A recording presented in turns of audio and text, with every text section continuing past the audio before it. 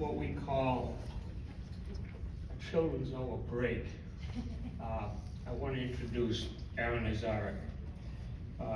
As your program will tell you, that his career, all the way up through to UMO, is a story of success. And so it's a great pleasure to meet him here today and to have him fill in the rest of the story for us of his rise to stardom and now induction into the Maine Baseball Hall of Fame. Aaron?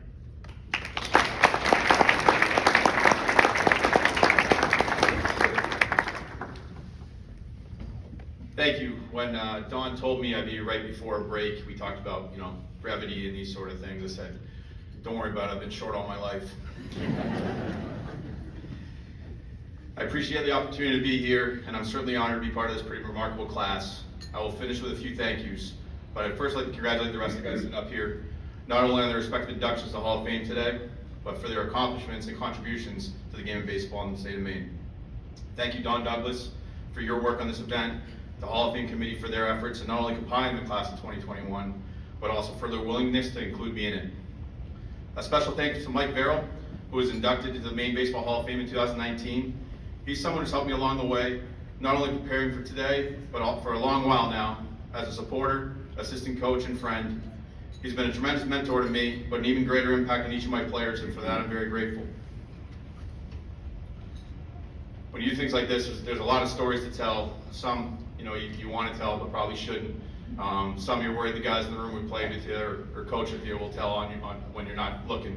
But we'll stick with a couple today. It's been really enjoyable and rewarding, and time spent revisiting a lot of the past and memories of guys like Greg Creek, who I appreciate making the trip up with Pan today from Florida. Greg was instrumental in my success at Orono. Continues to be a tremendously important part of my life. It's guys like Creek who really shape teams and groups. Guys who do what they're supposed to do, succeed at it, but remain humble in their approach. Greg Creek, got to remind you that you got to the Braves. If we didn't hit in the Biddeford Little League cages that morning, you weren't going to that tryout. So it was really good. It's always a reminder to myself, push you along.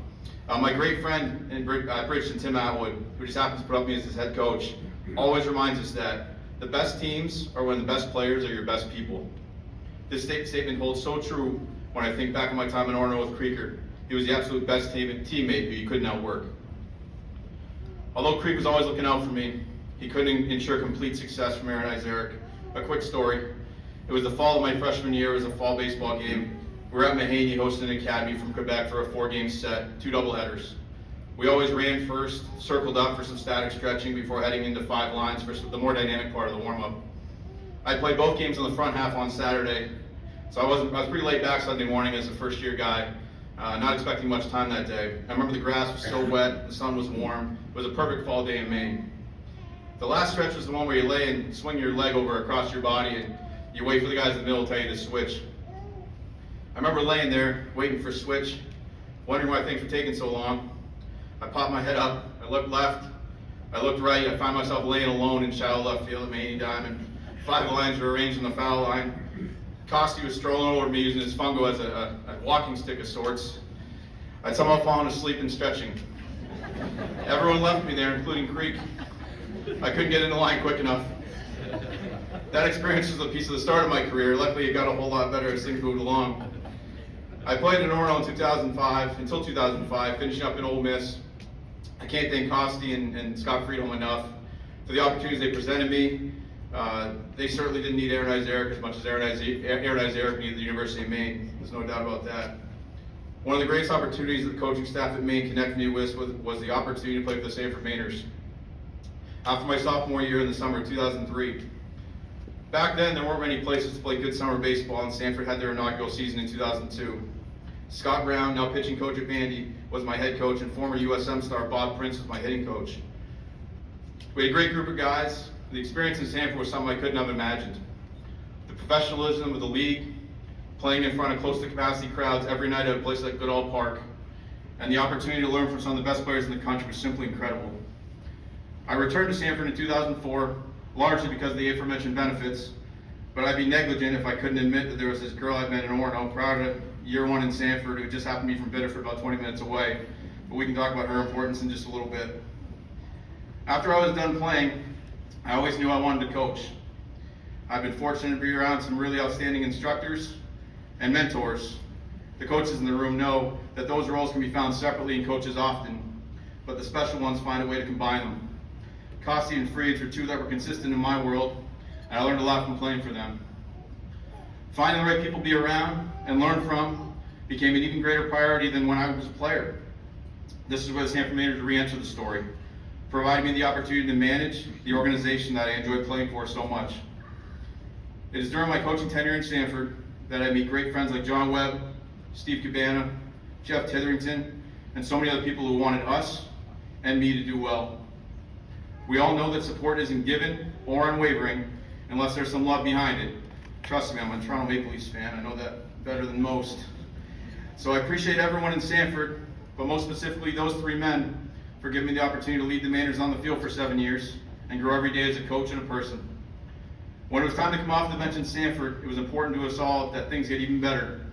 And Chris Morris, CJ Suarez, and now Nick Lops have ensured that the experience that I had and loved under Scott Brown in 2003 and 2004 continues to be offered to aspiring pro baseball players every summer in Sanford. And now Bridgeton Academy. Bridgeton's an incredible place. But when I took the job at Bridgeton just before my 28th birthday, I had no clue how special it was. I was headed to North Bridgeton from Orono in search of head coaching experience. I was going to stay for a few years, get back in the college game, head to Omaha, win it all. The Bridgeton website says that Aaron Isaac has transformed Bridgeton into the premier prep baseball experience. I like to think I've helped Bridgeton. We all want to do well, but I know that Bridgeton has transformed Aaron Isaac. I still love to win, compete, instruct, mentor, and coach, but making the players important, not just the team, through empathy, communication, and mutual respect is what Bridgeton has done for me. In one of our open house videos we present to prospective incoming families, one of our valedictorians is quoted as saying, "It's the people that make the place." And Bridgeton's no different.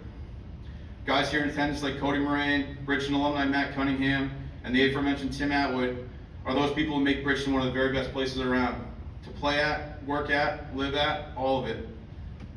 Coaches can't do it on their own, and having the support of so many at Bridgeton doesn't make the work easier, but it certainly makes it better. I'll wrap up my time with some appreciation for a few other people, some here with me today and others who could not be.